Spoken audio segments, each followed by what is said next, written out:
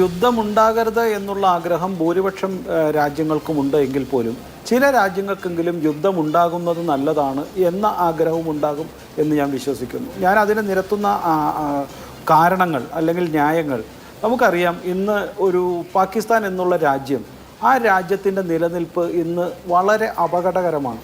അതിൻ്റെ സാമ്പത്തികമായ സ്ഥിതി നമുക്കറിയാം.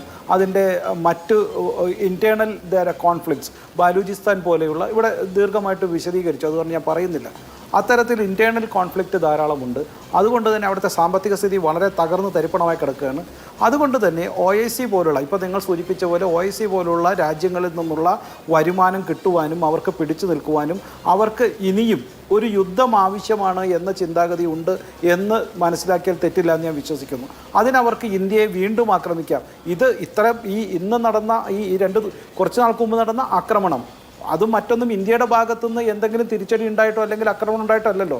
അപ്പോൾ ഏകപക്ഷീയമായി ഇന്ത്യയെ ആക്രമിച്ചുകൊണ്ട് തങ്ങൾക്ക് ഒരു മുസ്ലിം രാജ്യങ്ങളുടെ പിന്തുണ സംഘടിപ്പിച്ചുകൊണ്ട് തങ്ങൾക്ക് തങ്ങളുടെ എക്കണോമിയും തങ്ങളുടെ രാജ്യത്തിൻ്റെ സുസ്ഥിരതയും നടപ്പിലാക്കുവാനുള്ള പാകിസ്ഥാൻ്റെ ഒരു തന്ത്രം, അതിൻ്റെ ഭാഗമായിട്ട് വീണ്ടും ഇന്ത്യയെ കടന്നാക്രമിക്കുക, ഞങ്ങൾക്ക് എന്തെങ്കിലും ഇത്തരത്തിൽ, ഇപ്പോൾ അവർ 2-3 ദിവസം മുമ്പ് തന്നെ പറഞ്ഞിരുന്നു the Rafale jet has been cross the border.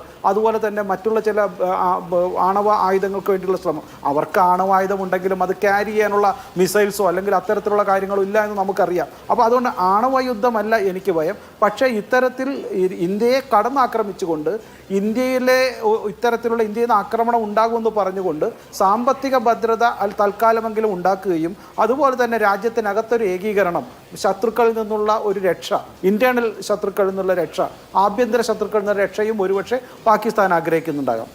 Pakistan മാത്രമല്ല, ചൈനയുടെ ഇന്നത്തെ സ്ഥിതി നോക്കൂ. ചൈനയ്ക്ക് ഇന്ന് വിദേശ രാജ്യങ്ങളിൽ നിന്ന്, പ്രത്യേകിച്ച് US ഇന്ന് താരിഫാർ പോലെയുള്ള ചില പ്രശ്നങ്ങളുണ്ട്. അതുകൊണ്ട് തന്നെ ആ ഗുണം ഇന്ത്യക്ക് ലഭിക്കുകയും, ഇപ്പോൾ നമുക്കറിയാം iPhone പോലുള്ള സാധനങ്ങൾ ഇന്ന് ഇന്ത്യയിൽ നിന്നാണ് കൂടുതൽ പോകുന്നത്.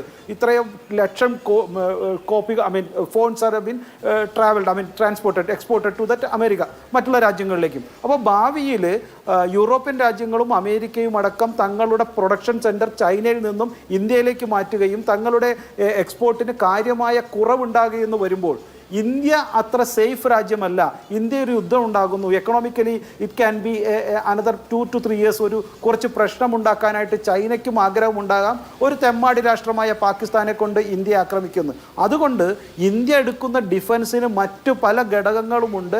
അതൊരിക്കലും ഇന്ത്യക്ക് അങ്ങോട്ട് ആക്രമിക്കാൻ മാത്രമായിരിക്കില്ല, ഒരുപക്ഷെ ഇങ്ങോട്ട് വരുന്ന ആക്രമണങ്ങളെ തടയുവാനും അവർ ഇന്ന് മുന്നേറുന്ന. ഇപ്പോൾ നോക്കൂ, 2 ദിവസം മുമ്പാന്ന് ഞാൻ മനസ്സിലാക്കുന്നു, ഖത്തർ ഏതാണ്ട് വലിയ ഒരു തുകയാണ്, $8 ട്രില്യൺ ഒറ്റ മാലിദ്വീപിന് കൊടുക്കുന്നു. മാലിദ്വീപ് has been created some issue against India.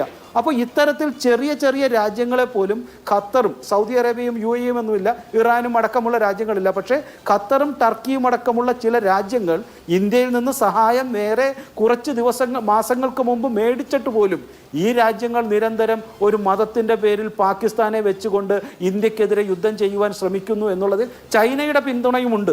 Pakistan അല്ലല്ലോ ഇവിടുത്തെ പ്രധാന ശത്രു. അപ്പോൾ ഇത്തരത്തിൽ ചൈനയുടെ ആഗ്രഹവും പാകിസ്ഥാൻ്റെ ആഗ്രഹവും ഇന്ത്യയുമായി ഒരു പാകിസ്ഥാനൊരു യുദ്ധമുണ്ടായാൽ ഇന്ത്യയുടെ സാമ്പത്തിക സ്ഥിതി തകർക്കുവാനും കുറച്ചെങ്കിലും പിടിച്ചു നിർത്തുവാനും ഉള്ള ഒരു ശ്രമമായിരിക്കുമെന്ന് ഞാൻ വിശ്വസിക്കുന്നു. ഇപ്പോൾ ഈ OIC രാജ്യങ്ങളുടെ ഏകീകരണമെന്ന് ഞാൻ ഭയക്കുന്നില്ല. കാരണം അതിനേക്കാൾ ക്വാഡ് രാജ്യങ്ങൾ ഇന്ത്യക്ക് പൂർണ്ണമായി പിന്തുണയുണ്ട്. റഷ്യ മാത്രമല്ല, ഇസ്രായേലുണ്ട്. അതേപോലെ തന്നെ ക്വാഡ് രാജ്യങ്ങളിലെ ജപ്പാനും ഓസ്ട്രേലിയയും US നമ്മളുടെ ഒപ്പം ഒരുമിച്ച് വലിയ രീതിയിലുള്ള നേവൽ എക്സ്പെരിമെൻസും മറ്റുള്ള കാര്യങ്ങളും ഇന്ത്യൻ ഓഷ്യനിലും അതേപോലെ തന്നെ മറ്റു പല ഭാഗങ്ങളിലും ആർമി എക്സസൈസ് നടത്തിയിട്ടുണ്ട്. അന്നാണ് ഇവിടെ ഏറ്റവും പ്രഗത്ഭനായ ഒരു രാഷ്ട്രീയ നേതാവ് പറഞ്ഞത്, ഇന്ത്യയും ജപ്പാനും ഓസ്ട്രേലിയയും ഒരുമിച്ച് നിന്നുകൊണ്ട് ചൈനയെ വളയുന്നു, അല്ലെങ്കിൽ ചൈനയ്ക്കെതിരെ ആക്രമണം ഉണ്ടായിരുന്നൊക്കെ പറഞ്ഞ കാലങ്ങൾ നമ്മൾക്ക് മറക്കാനാവില്ല. അപ്പോൾ ഇതുകൊണ്ട് നമ്മൾ മനസ്സിലാക്കേണ്ടത്, ഇത് ചൈനയും പാകിസ്ഥാനും ചേർന്നുകൊണ്ട് ഇന്ത്യയുടെ വികസനത്തെ, ഇന്ത്യയുടെ എക്കണോമിക്കൽ ഡെവലപ്മെൻറ്റിനെ തടയാനുള്ളൊരു മാർഗമായി ഈ യുദ്ധത്തെ ഒരുപക്ഷെ നടത്തിയേക്കാമെന്ന് ഞാൻ വിശ്വസിക്കുന്നു. പക്ഷേ ഞാൻ ഒരിക്കലും വിശ്വസിക്കുന്നില്ല ഈ OIC രാജ്യങ്ങളിലെ സൗദി അറേബ്യ ആകട്ടെ, UAE ആകട്ടെ, ഇറാൻ ആകട്ടെ, അത്തരത്തിലുള്ള പല രാജ്യങ്ങളും, ഈവൻ മലേഷ്യ പോലും എനിക്ക് തോന്നുന്നില്ല ഇത്തരത്തിൽ പൂർണ്ണമായി പിന്തുണ ഈ പാകിസ്ഥാന് കൊടുക്കുമെന്ന്. അവർക്കൊക്കെ ഇന്ത്യയുമായിട്ടുള്ള ഒരു സാമ്പത്തികമായ സഹകരണത്തിന് താല്പര്യമുണ്ട്. സൗദി അറേബ്യക്കൊക്കെ ആണെങ്കിൽ ഏറ്റവും വലിയ ഇൻവെസ്റ്റ്മെൻറ്റ് ഇന്ന് ഇന്ത്യയിലേക്കായിരിക്കുന്നു. അതുകൊണ്ട് തന്നെ ഇന്ത്യയെ ആക്രമിക്കുവാനായി ശ്രമിക്കുന്ന പാകിസ്ഥാനെ ഒരു പരിധിവരെ സൗദി അറേബ്യയും UAE-യും അതടക്കമുള്ള ധാരാളം രാഷ്ട്രങ്ങൾ തടയുകയും എന്നാൽ അതേപോലെ തന്നെ ഖത്തർ അടക്കമുള്ള ടർക്കി അടക്കമുള്ള ചില രാജ്യങ്ങളെങ്കിലും പാകിസ്ഥാനെ കൊണ്ട് ഇന്ത്യയെ ആക്രമിപ്പിച്ച് ചൈനയുടെ പ്രീതി പറ്റുവാനും അത്തരത്തിൽ ഇന്ത്യയുടെ വികസനത്തെ തടയുവാനും ശ്രമിക്കും എന്നുള്ള ഭയമായിരിക്കാം ഒരുപക്ഷെ ഇത്തരത്തിൽ ഇന്ത്യൻ ബോർഡറിനെ സെക്യൂർ ചെയ്യുക. അതുപോലെ തന്നെ നമ്മളുടെ ചില നഗരങ്ങൾ, പ്രത്യേകിച്ച് ധാരാളം വിദേശ നാണ്യങ്ങൾ നേടിയെടുക്കുന്ന ബാംഗ്ലൂർ പോലെ ആയാലും കൊച്ചി ആയാലും അതുപോലെയുള്ള നഗരങ്ങളെ കൂടുതൽ സംരക്ഷിക്കുക. കാരണം ഞാൻ ഒരു കാര്യം പറഞ്ഞ് മനസ്സിലാക്കാം, Pakistan never will try for a direct war. അവർ വർഷങ്ങളായി ശ്രമിക്കുന്നത് 1000 wounds in the Indian area, 100,000 മുറിവുകൾ ഇന്ത്യൻ ശരീരത്തിൽ ഉണ്ടാക്കിക്കൊണ്ട് ഇന്ത്യയെ തകർക്കുക എന്നുള്ള നയമാണ് അവർ ഇങ്ങോട്ട് കൊണ്ടുവന്നിരുന്നത്. അതുകൊണ്ട് അത്തരത്തിലുള്ള സ്ലീപ്പിംഗ് സെൽസിനെയും അത്തരത്തിലുള്ള ശ്രമങ്ങളുമായിരിക്കും ഇനിയും നടക്കുക. ഒരു ഡയറക്റ്റ് വാർ ഉദ്ദേശിക്കുന്നില്ല.